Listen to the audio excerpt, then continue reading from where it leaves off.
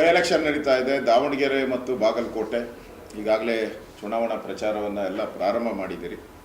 ಎರಡೂ ಕಡೆಯೂ BJP ಗೆಲ್ಲುವಂಥ ವಾತಾವರಣ ಇದೆ. ದಾವಣಗೆರೆಯಲ್ಲಿ ಕಾಂಗ್ರೆಸ್ಸಲ್ಲಿ ಒಡಕಿದೆ, ಮತ್ತು ಅದು ವಂಶ ಪರಂಪರೆಯ ಸೀಟುಗಳು ಕಾಂಗ್ರೆಸ್ಗೆ ಕೊಟ್ಟಿರೋದ್ರಿಂದ ಅಲ್ಲಿ ಮುಸಲ್ಮಾನರು ದಂಗೆ ಎದ್ದಿದ್ದಾರೆ. ಅದಕ್ಕಿಂತ ಹೆಚ್ಚಾಗಿ ಈ ಸರಿ ನಾವು ಅದನ್ನು ಸವಾಲಾಗಿ ನಾವು ಕೂಡ ಸ್ವೀಕಾರ ಮಾಡಿದ್ದೀರಿ. ನಾವು ST ಜನಾಂಗಕ್ಕೆ ಸೇರಿದಂಥ ಒಬ್ಬ ವ್ಯಕ್ತಿಗೆ ಅವಕಾಶ ಕೊಟ್ಟಿದ್ದೀರಿ. ಗೆಲ್ಲುವಂಥ ಚಾನ್ಸಸ್ ಜಾಸ್ತಿ ಇದೆ. ಬಾಗಲಕೋಟೆ ಅಂತೂ ಹಿಂದೆ ನಾವೆಲ್ಲ ಗೆದ್ದಿದ್ರಿ, ಅದರಿಂದ ಅಲ್ಲಿ ಗೆದ್ದೇ ಗೆಲ್ತೀರಿ ಅನ್ನೋ ವಿಶ್ವಾಸ ಇದೆ.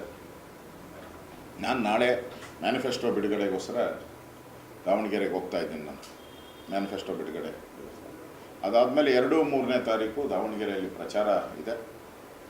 ಅದಾದಮೇಲೆ ಬಾಗಲಕೋಟೆ 4-5 ಬಾಗಲಕೋಟೆ ಪ್ರಚಾರಕ್ಕೆ ನಾನು ಹೋಗ್ತಾ ಇದ್ದೀನಿ.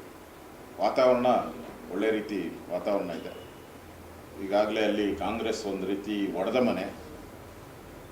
ಅದ್ರ ಜೊತೆಗೆ ಹೋಗುವಂಥ ಯಾರ್ಯಾರು ಲೀಡರ್ಸ್ ಇದ್ದಾರೆ ಕಾಂಗ್ರೆಸ್ ಅವರೆಲ್ಲರೂ ಕೂಡ ಚುನಾವಣಾ ನೀತಿಯನ್ನು ಮರೆತು ಮಾತಾಡ್ತಾ ಇರೋದ್ರಿಂದ ಯಾವ ರೀತಿ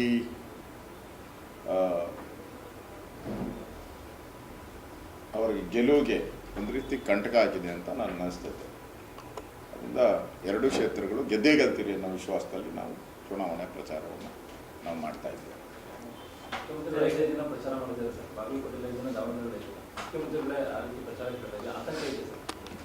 ಅವ್ರಿಗೆ ಆತಂಕ ಇರೋದು DKಯಿಂದ,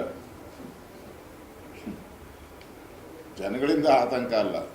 ಏನಾನ ಸೋತ್ರೆ ನನ್ನ ಚೇರ್ನ ಖಾಲಿ ಎಳ್ಕೊಂಡು ಹೋಗ್ತಾರೆ, ಚೇರ್ ಕಿತ್ಕೊಂಡು ಹೋಗ್ತಾರೆ ಅಂತ ಭಯ.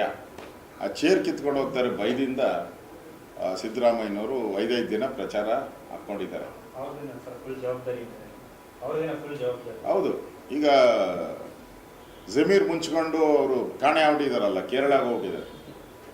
ಕಾಣದಂತೆ ಮಾಯವಾದನು ನಮ್ಮ ಜಮೀರ, ಕೇರಳಕ್ಕೆ ಓಡಿ ಹೋದರು, ಆ ಸ್ಥಿತಿ ಆಗ್ಬಿಟ್ಟಿದೆ.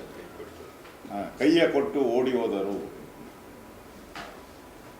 ಕೇರಳಕ್ಕೆ ಕೈಯ ಕೊಟ್ಟು ಓಡಿ ಹೋದ ನಮ್ಮ ಜಮೀರ ಅಂತೇಳಿ ಇಲ್ಲಿ ಆಲಾಪನೆ ಶುರುವಾಗಿದೆ ಇಲ್ಲಿ.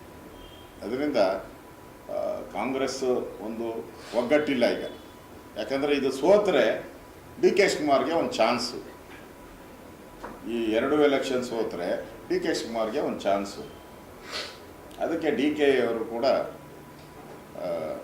ಕೂಡ ಒಂದು ಸ್ವಲ್ಪ ಉಪ್ಪು ಖಾರ ಹಾಕ್ದಂಗೆ ಕಾಣಿಸ್ತಾ ಇದೆ. ಸರಿ, ದಾವಣಗೆರೆಯಲ್ಲಿ ನೀವು ಗೆಲ್ತಿರೋದಕ್ಕೆ ವಿಶ್ವಾಸ ಏನು?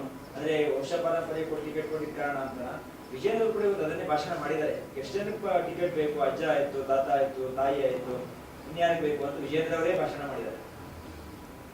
ಅದನ್ನೇ ನಾನು ಹೇಳ್ದಲ್ಲ, ಈಗ ವಂಶ ಪರಂಪರೆಯಾಗಿ ಕೊಟ್ಟಿರೋದು ಅಲ್ಲಿ ಮೈನಾರಿಟಿ ಕೊಡ್ತೀರಿ ಅಂತ ಹೇಳಿಬಿಟ್ಟು ಅವರ ಶಾಮನವರು ಪ್ರಮಾಣ ಮಾಡಿದ್ರಂತೆ. ದೇವ್ರ ಮುಂದೆ ಪ್ರಮಾಣ ಮಾಡಿದ್ರಂತೆ, ಮಸೀದಿ ಮುಂದೆ ಪ್ರಮಾಣ ಮಾಡಿದ್ರಂತೆ. ಎಲ್ಲರಿಗೂ ಮಸೀದಿಯಲ್ಲಿ ಚುನಾವಣಾ ಪ್ರಚಾರ ಪ್ರಾರಂಭ ಆದಾಗ ಪ್ರತಿ ಬಾರಿನೂ ನೋಡಪ್ಪ ನಾನು ಆದಮೇಲೆ ನಾನು ಇದನ್ನು ಮುಸಲ್ಮಾನರು ಕೊಡ್ತೀನಿ ಅಂತ ಮಸೀದಿಗೆ ಪ್ರಮಾಣ ಮಾಡಿದ್ದು. ಈಗ ಮಸೀದಿದು ನೋಡ್ಕೊಬೇಕು, ಅವರೇ ನೋಡ್ಕೊಬೇಕು. ಅಲ್ಲಿರುವಂಥ ಮುಸಲ್ಮಾನ್ ಜನಾಂಗ ಮಸೀದಿದು ಏನು ಪ್ರಮಾಣ ಏನು ಅವ್ರು ನೋಡ್ಕೊಂತಾರೆ. ನನಗನ್ಸ್ತತೆ ಇವೆಲ್ಲನೂ ಕೂಡ ಅದೊಂದೇ ಅಂತ ಕಾರಣ ಅಂತಲ್ಲ. ಕಳೆದ 3 ವರ್ಷದಲ್ಲಿ ಸರ್ಕಾರ ನಡ್ಕೊಂಡಂಥ ನಡವಳಿಕೆ, ಅಭಿವೃದ್ಧಿ ಕಾರ್ಯ ಇಲ್ಲ, ಪಾಪರಾಗಿರೋದು, ಸಾಲದಲ್ಲಿ ಸರ್ಕಾರ ನಡೀತಾ ಇದೆ. ಪ್ರತಿ ವರ್ಷ ಲಕ್ಷ ಸಾಲವನ್ನು ಮಾಡ್ತಾ ಇದ್ದಾರೆ. ಸೊ ಎಲ್ಲೂ ಕೂಡ ಬಡವರಿಗೆ ಮನೇನೂ ಸಿಗ್ತಾ ಇಲ್ಲ, ಬಡವರಿಗೆ ಲೋನ್ ಸಿಗ್ತಾ ಇಲ್ಲ. ಎಲ್ಲರೂ ಬೇರೆ ಪ್ರೈವೇಟ್ ಬ್ಯಾಂಕರ್ಗಳ ಹತ್ರ ಲೋನ್ ತಗೊಳ್ಳೋವಂಥ ಪರಿಸ್ಥಿತಿಗೆ ನಿರ್ಮಾಣ ಆಗಿಬಿಟ್ಟಿದೆ. ಈಗ ಇವೆಲ್ಲನೂ ಕೂಡ ಕಾಂಗ್ರೆಸ್ಗೆ ಹಿನ್ನಡೆ ಆಗ್ತಾ ಇದೆ. ಸರ್ಕಾರದ ಈ ದುರಾಡಳಿತ ಕೂಡ ಕಾಂಗ್ರೆಸ್ಗೆ ಹಿನ್ನಡೆ. ಅವತ್ತು ಯೋಚನೆ ಮಾಡ್ತೀವಿ ನಾವು. ಯಾಕಂದರೆ ಈಗ ಆಲ್ರೆಡಿ NEP ಇದೆಯಲ್ಲ, ನಮ್ಮ ಸರ್ಕಾರ ಬಂದರೆ NEPಯನ್ನು 100ಕ್ಕೆ 1000% NEPಯನ್ನು ನಾವು ಜಾರಿಗೆ ಮಾಡ್ತೀವಿ. ಇದರಿಂದ ಇಡೀ ದೇಶದಲ್ಲಿ ವಿದ್ಯಾರ್ಥಿಗಳಿಗೆ ನಾಳೆ ಅವರು ಕರ್ನಾಟಕ ಅಂತಲ್ಲ, ಇಡೀ ದೇಶದ ಎಲ್ಲ ರಾಜ್ಯಗಳಲ್ಲಿ ಹೋಗಿ ಅವ್ರಿಗೆ ಕೆಲಸ ಮಾಡುವಂಥದ್ದು, ಅವರು ಇಂಡಸ್ಟ್ರೀಸ್ ಇರ್ಬೋದು, ಸರ್ಕಾರಿ ಕೆಲಸ ಇರ್ಬೋದು ಮಾಡೋಕ್ಕೆ ಈ NEP ಇಂದ ಅನುಕೂಲ ಆಗ್ತದೆ. ಚಾಯ್ಸ್ ಇದೆ. NEP ಅಂದರೆ ನಿಮ್ಗೆ ಆಯ್ಕೆಯ ಚಾಯ್ಸ್ ಇದೆ.